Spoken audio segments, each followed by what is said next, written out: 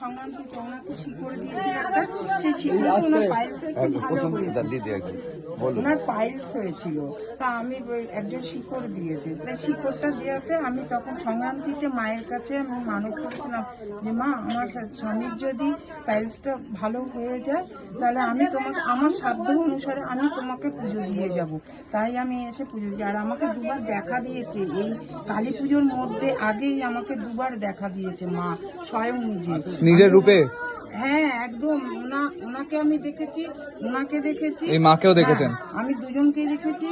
আর আরেকদিন দেখেছি ওই দিদির মধ্যে, মানে এনারা আমার চারিদিকে আমাকে ছেঁকে ধরেছে। আমরা 4 জনেই ছিলাম, আমার 2 মেয়ে আর আমরা স্বামী স্ত্রী 4 জনেই ছিলাম। আমাদের দিদিতে আমাদের কাছে বারবার যাচ্ছে আসছে।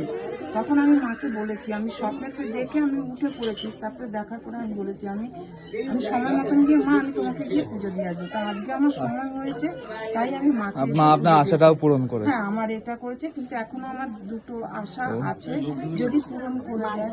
এখন ঢুকবে না, ঢুকতে দিচ্ছ কেন? শিবনাথ চক তুমি গেটটা আটকে দাও। এই জন্য তো বারণ করেছিলাম কাকা ঢুকতে জন্য, একজন করে ঢুকতে দিচ্ছে, আবার কালকের মতো হবে ব্যাস, ঢুকবে না কেউ। আটকাও গেট আটকাও, আবার সবাইকে ঢুকে দিচ্ছে।